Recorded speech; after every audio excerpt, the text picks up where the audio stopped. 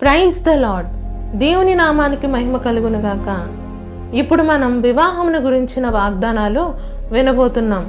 ఈ వాగ్దానాలు వివాహం అయిన వారికి, వివాహం కాబోయే వారికి కూడా చాలా ప్రాముఖ్యమైనవి. ఎందుకంటే అసలు వివాహం వెనుక దేవుని ఉద్దేశం ఏంటో తెలుసుకుందాం రండి. దేవుడు ఆదామునకు సాటి అయిన సహాయాన్ని చేయాలనుకున్నాడు. కాబట్టి దేవుడు వివాహ వ్యవస్థను ప్రారంభించాడు. ఆదికాండం 2వ అధ్యాయం 21వ వచనం. అప్పుడు దేవుడైన యెహోవా ఆదామునకు గాఢ నిద్ర కలుగజేసి అతడు నిద్రించినప్పుడు అతని ప్రక్కటెముకలలో ఒకదానిని తీసి ఆ చోటును మాంసంతో పూడ్చివేశాను. ఎందుకు దేవుడు ఆదాములో నుండే అవ్వను చేశాడు? వేరుగా చేయొచ్చు కదా. అసలు వివాహం అంటే అర్థం ఏంటి? ఎందుకు దేవుడు వివాహానికి అంత ప్రాముఖ్యత ఇచ్చాడు? వివాహం అంటే ఆత్మదేవుడు చేసిన ఇరు ఆత్మల యొక్క నిబంధన. నేను మళ్ళీ చెప్తున్నాను, ఆత్మదేవుడు చేసిన ఇరు ఆత్మల యొక్క నిబంధన. ఆ స్త్రీ పురుషులు ఇరువురు బ్రతికి ఉన్నంత కాలం వారు ఆ నిబంధనకు బద్దులై ఉండాలి. ఇది ఆది నుండి ఉన్న దేవుని ప్రణాళిక. అయితే వివాహ జీవితంలో ఖచ్చితంగా గొడవలు, మనస్పర్ధలు రాక తప్పవు. కానీ మనము తప్పక సమాధాన పడాలి.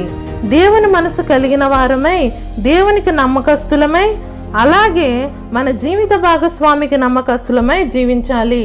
భార్య లేని వారు భర్తలకు మంచి సహకారిగా ఉంటూ వారిని ప్రోత్సహించాలి. భర్తలు వారిని గౌరవిస్తూ, ప్రతి విషయంలో వారిని ప్రేమిస్తూ ఈ లోకంలో దేవునికి సాక్షులుగా వారు జీవించాలి. అదే దేవుని ప్రణాళిక, అదే దేవుని ఉద్దేశం.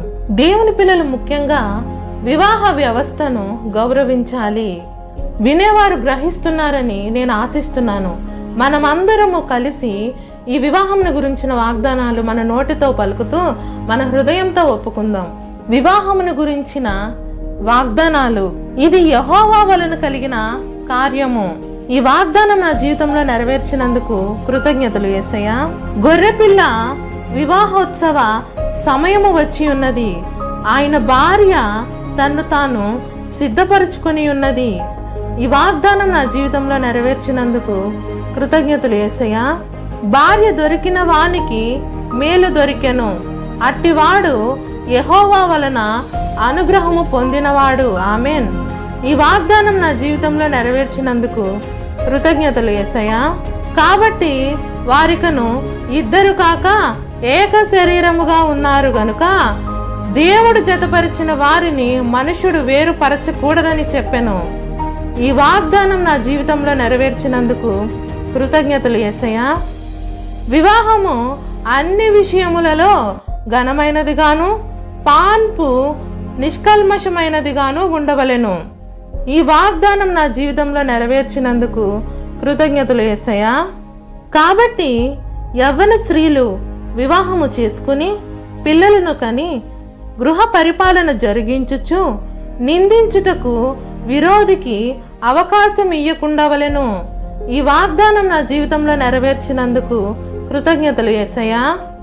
అటువలే పురుషులారా, జీవమును కృపావరములో మీ భార్యలు మీతో పాలివారై ఉన్నారని ఎరిగి ఎక్కువ బలహీనమైన ఘట్టమని భార్యను సన్మానించుడి.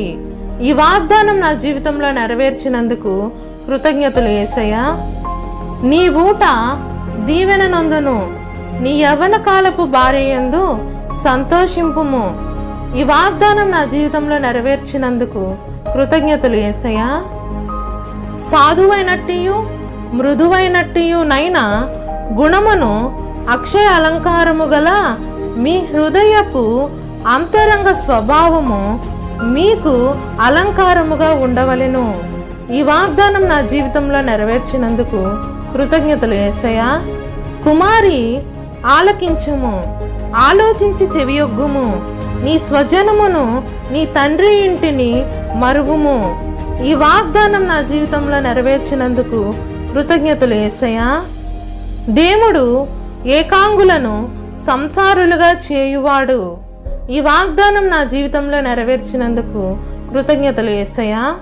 సుబుద్ధి గల భార్య యెహోవా యొక్క దానము. ఈ వాగ్దానం నా జీవితంలో నెరవేర్చినందుకు కృతజ్ఞతలు యేసయ్యా.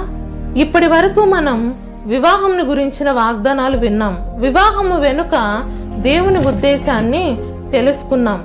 ఆత్మదేవుడు చేసిన ఇరు ఆత్మల యొక్క నిబంధనే వివాహం. భర్తకు సాటి అయిన సహాయము భార్య మాత్రమే, అది దేవుని ఉద్దేశం. ఆ విషయాన్ని మనం తెలుసుకున్నాం. ఈ వాగ్దానాల ద్వారా మీరు ఆశీర్వదించబడుతున్నారని మేము నమ్ముతున్నాము. మీరు లైక్ చేయండి, షేర్ చేయండి, సబ్స్క్రైబ్ చేయండి. మీరు లైక్ చేయడం ద్వారా అనేక మంది ఈ వాగ్దానాలు చూస్తారు, అనేకమైన విషయాలను తెలుసుకుంటారు. God bless you all. Amen.